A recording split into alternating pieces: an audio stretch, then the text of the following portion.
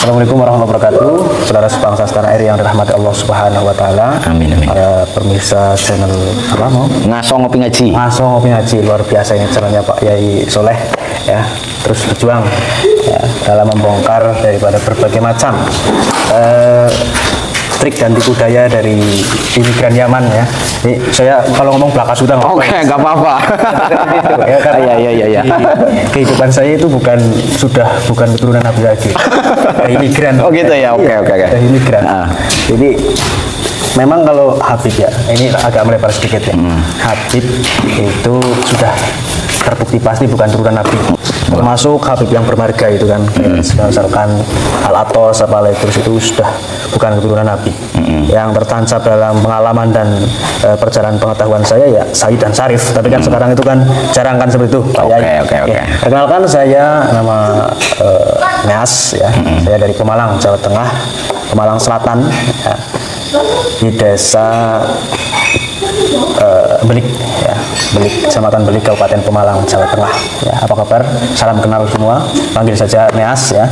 Terima kasih, mungkin itu perkenalan pertama. Oke, gini lur, ya alhamdulillah kita kedatangan seorang tamu ya, yang jauh-jauh dari Pemalang ke sini dengan tidak ada kabar angin apa ini, itu ternyata kita bisa berjumpa dalam satu tujuan, yaitu kita tujuannya adalah menyadarkan pribumi dari doktrin-doktrin kamuflase yang mengaku sebagai dzurriyyah Rasulullah Sallallahu Alaihi Wasallam.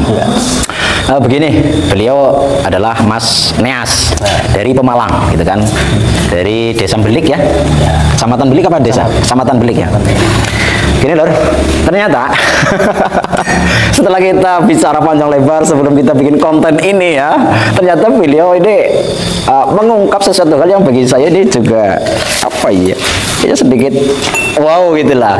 Ternyata dia juga mantan muhibin dari Habib Lutfi bin Yahya, rutinan juga Kanjus Sholawat ya. Terus mantan FPI juga.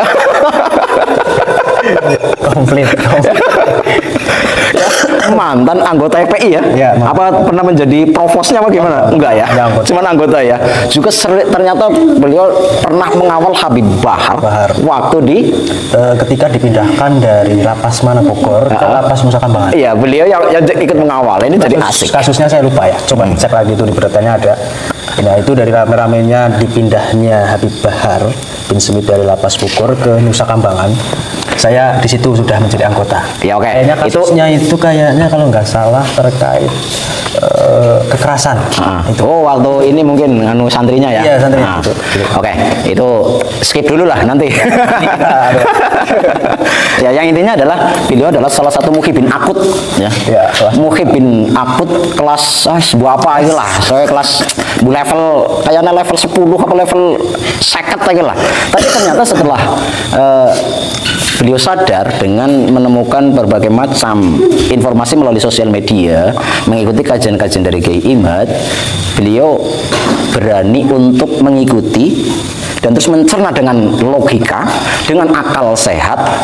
Akhirnya dia sadar. Oke lah, langsung kita korek ya informasi dari awal bagaimana dia mengikuti kegiatan dari Habib Lutfi, terus mengikuti kegiatan masuk ke dalam keanggotaan FPI, dan juga sampai beliau itu sadar gitu kan. Ternyata dia sekarang menemukan jalan penerang melalui Kiai Haji Imaduddin Utsman Al-Bantani. Oke, Mas Neas. Ya. Saya yang ingin tanyakan gini loh. Ya. Awal mula jenengan masuk ke Kanjus Sholawat itu dengan apa itu? Melalui bagaimana prosesnya? Apa begitu langsung masuk apa gimana? Jadi karena saya kelahiran Pemalang, otomatis kan di situ kan keluarganya di situ semua ya. Oke. Dari pihak ibu, karena ibu itu kelahiran Pemalang. Nah, kemudian paman dan terus Bapak D, Ibu D dan lain sebagainya. Itu ada salah satu yang menjadi jamaah aktif di Kanjus Sholawat di dalamnya Habib Lutfi setiap Jumat Kliwon. Nah, itu saya hanya ikut, sekedar ikut kalau Bang Habib Lutfi ya, sekedar ikut. Jadi ketika waktu itu Pak D rutin ke pengajiannya Habib Lutfi Kanjus Sholawat, saya selalu ayo melu sholawatan, ya cara bahasa itunya. Ayo ikut sholawatan ke Pekalongan. Saya ikut beberapa kali. Ya mengikuti seperti biasa. Berarti gini, terkait Habib Lutfi. Pada waktu jenengan mengikuti kegiatan di Kanjeng Sholawat itu, apakah Habib Lutfi pernah menyinggung tentang makam-makam ataupun dengan cerita-cerita keramat-keramat dari mbah-mbahnya Habib Lutfi? Apa pernah nggak? Saya selama mengikuti Kanjeng Sholawat pada waktu itu tidak pernah. Satu kalimat pun menyinggung makam ataupun menyinggung keramat-keramat itu tidak pernah. Tidak pernah ya? Sedengar saya tidak pernah. Saya hanya seingat saya di situ setelah tawasulan ya sholawatan, terus ceramah sedikit, mungkin itu mantunya siapa itu ya namanya? Menantunya kurang paham saya. Itu yang itulah ada menantu yang sokone ceramah itu di situ. Oke. Baik. Yang menyinggung. Untuk selanjutnya gini Mas Neas, dengan ini masih berkaitan dengan beliau Habib Lutfi bin Yahya ya. Tapi setelah panjenengan mengikuti di sosial media, ini jenengan nyimak awal-awal ada kontroversi nggak di logika jenengan dari akal sehat jenengan? Dari mengikuti menemukan mungkin video dari Kiai Haji Imad dan konten kreator-kreator yang lain itulah. Pengalaman jenengan gimana? Pengalaman gimana? Gimana? Maksudnya awalnya kan jenengan muhibin gitu kan? Awalnya menjadi muhibin akut sampai menjadi anggota FPI berarti kan luar biasa itu kan? Nah, setelah jenengan menemukan dari konten kreator ada video seperti ini, Kiai Haji Imad ini membatalkan nasab Alawi, ini dari logika jenengan gimana pada waktu itu? Ada kontroversi ataupun langsung menerima kajian Kiai Imad? Apa melalui proses gimana? Jadi sebelum kemunculan Kiai Imad yang membawa tesis secara ilmiah terkait putusnya nasab Habib di Indonesia, itu sebenarnya saya agak mau menuju taubat sebenarnya. Gitu. Agak tanda-tanda menuju kok Habib ini agak ada kecurigaan terkait yang paling utama adalah terkait akhlak. Yang paling utama terkait akhlaknya itu agak saya curiga loh, keturunan Nabi kok akhlaknya seperti ini, kan seperti itu. Tapi pada waktu itu masih mengakui Habib Lutfi bin Yahya sebagai turunan Nabi karena beliau tidak pernah provokasi, tidak pernah ceramah yang keras, tidak pernah. Hanya itu Habib Rizik, Habib Bahar, dan juga waktu itu ada pembubaran FPI. Nah itu saya sudah mulai lost kontak dengan teman-teman dari FPI Pemalang, sudah lost kontak semuanya. Nah kemudian diperjelas lagi pertobatannya adanya Kiai Haji Imaduddin. Itu ceritanya. Oke, berarti prosesnya seperti itu ya. Prosesnya tadi disampaikan bahwasanya itu sebenarnya itu karena ada melihat secara di dunia nyata beberapa oknum-oknum habaib dari akhlaknya yang kurang bermoral gitu loh ya. Entah itu dari kata-katanya ataupun perilakunya. Dari situ mulai ada kebimbangan ya, ada tanda tanya besar kok bisa gitu kan. Oke, itu udah berlalu. Itu prosesnya ternyata sudah ada akan login, kalau bahasanya apa ya, login ke Kiai Imad gitu kan. Nah, itu menjadi kekuatan tersendiri jenengan meyakini dengan tesisnya Kiai Imad. Oke. Ya berarti kan Habib Lutfi sendiri ya secara dari penyampaian ya kita tahu lah, tidak ada tanda-tanda, tidak ada tanda-tanda seperti apapun gitu kan. Lain dari Habib Bahar dan Habib Rizik. Oh ya. Jadi kayak beda banget gitu. Ya kita memandang Habib Lutfi memang NU tulen pada waktu memandangnya NU benar. Betul. Tapi tidak tahunya semakin kesini banyak tragedi makam-makam palsu dan sebagainya, semakin ragu lagi. Nah ini ya, dengan adanya terkuaknya banyak sekali makam-makam palsu yang di situ dinisannya itu bin Yahya. Iya. Lah ini jenengan ke Habib Lutfi gimana ini? Perasaan jenengan gitu kepada beliau gimana sekarang? Saya memang sempat pertama kali munculnya ada katanya makam palsu, itu saya lupa di mana itu ya. Saya tetap husnudon bahwa Habib Lutfi tidak melakukan itu. Saya berpikir itu hanya oknum. Hanya oknum yang pertama. Kemudian seiring berjalannya waktu kok ada lagi, bahkan dekat dari kecamatan saya itu Ulu Jami Pemalang, itu Bintoha. Nah dari situ saya husnudon saya hilang. Oke. Habib Lutfi bin Yahya tidak melakukan klarifikasi dari berbagai pengajian dan acaranya, satu pun tidak menyinggung terkait berita yang sedang beredar. Begitu Bang. Berarti disitulah panjenengan akhirnya menguatkan keyakinan panjenengan, akhirnya bisa dikatakan apa ya, meyakini kalau dari kalangan habaib ini banyak sekali pertanyaan-pertanyaan yang mengayun dalam otak pikiran jenengan, akhirnya menjadi sebuah kesimpulan kan? Ya, kesimpulan. Oke, itu proses pertaubatannya menjadi muhibbin Mas Neas itu. Oke, sekarang gini ya, setelah ini berlalu lah. Sekarang jenengan kan sudah apa ya, terbebas dari belenggu habaib gitu kan. Tapi mungkin gini, jenengan pernah nggak mengalami sebuah kejadian ataupun ya ada pengalaman tersendiri dengan habaib yang kan didawiri lah, dimintai apalah, itu pernah ada nggak? Tidak ada pernah, tidak pernah. Tidak pernah ya. Cuman di desa saya di Pemalang itu ada habib yang dari Pekalongan. Oke. Itu icik-icik sudah berada. Icik-icik apa cara bahasa Indonesia? Pendelus jembual lah. Ya, itu. Iya. Icik-icik sudah berada di desa dan ada pengikutnya. Padahal sebelum ada habib itu sudah ada Kiai Tulen yang sudah menjadi akar rumput sejak saya kecil. Kiainya yaitu kok ini ada habib datang kemudian agak menjelek-jelekan daripada kiai yang ada di situ. Oke. Itu yang masih juga sampai sekarang menjadi polemik di desa saya di Pemalang itu. Belum selesai? Belum selesai. Waduh, ini gimana ini? Jadi desanya itu terpecah belah. Tadinya kompak, satu komando, satu ibaratnya bukan satu komando ya, ke bawah muhibin ya. Iya. Satu komando. Kompak ya. Jadi di desa situ, di desa Pemalang ya, di Pemalang di desa saya itu, ya dari kecil orang-orang tua, nenek moyang, nenek saya dan semuanya ngajinya sama kiai itu. Begitu kedatangan habib buat acara, ibarat ada apa, bahkan kadang kalau buat acara itu ceramahnya nyindir-nyindir kiai yang ada di situ, sehingga masyarakat di situ terpecah belah. Oke. Nah, itu yang saya alami, tapi kalau dawir dan lain sebagainya saya belum alami. Nah, ini jadi saya ada pertanyaan gini loh Mas. Setelah terjadi perpecahan di kalangan para santri ya, ini kan dengan tadi menyampaikan ada perpecahan.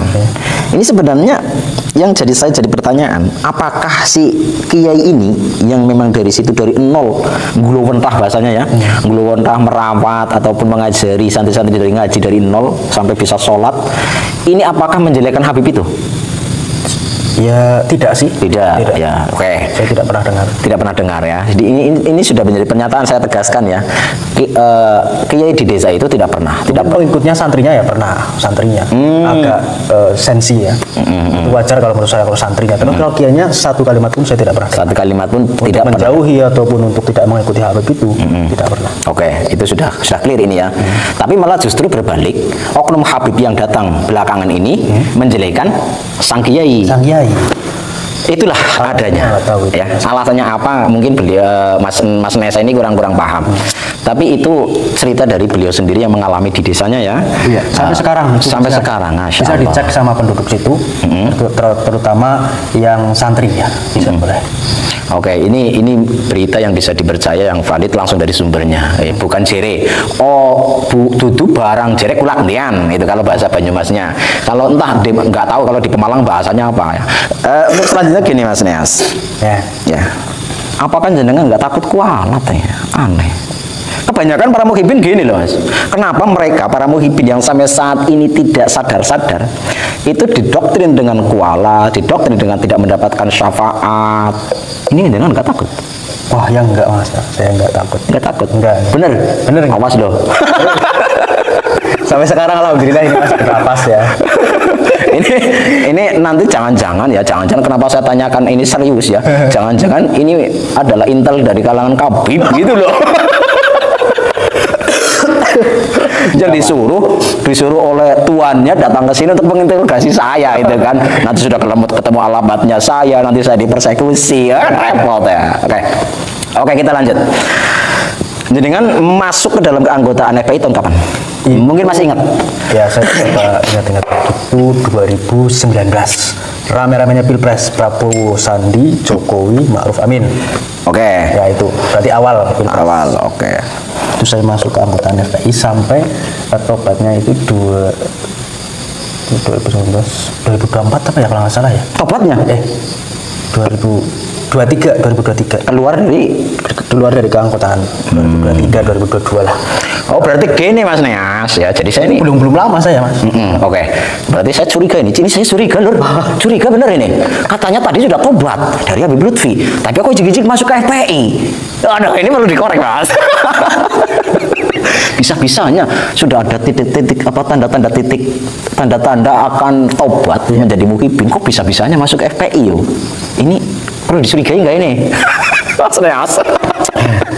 Tapi intinya gini, memang beliau dari awal, dari datang ke sini, terus saya berkomunikasi dengan natural. Memang benar-benar Mas Nias ini sudah taubat ya, taubat dari sebagai muhibin para habaib, pemuja para habaib. Karena dengan realita fakta yang ada, dan melihat kelakuan para habaib, ya khususnya yaitu Habib Rizik, gitu kan, Habib Bahar. Terus yang lainnya yang suka-suka haluisme, akhirnya dengan logika, dengan akal sehatnya, kesadaran tumbuh dengan sendirinya. Oke, yang selanjutnya gini Mas. Setelah jenengan taubat, apakah jenengan ini pernah mendapatkan intimidasi ataupun apa-apa enggak?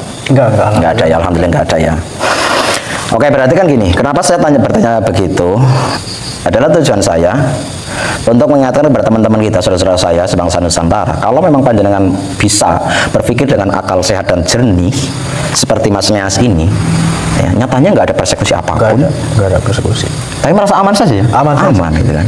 Cuman pasti dalam perjalanannya ada kebimbangan pasti. Pasti dalam perjalanannya itu gimana ya cara kita, ibarat kita lepas dari sesuatu yang menurut kita sebagai suatu keyakinan, mau lepas itu kadang mudah-mudah Mas. Nah itu yang jadi kendala kadang.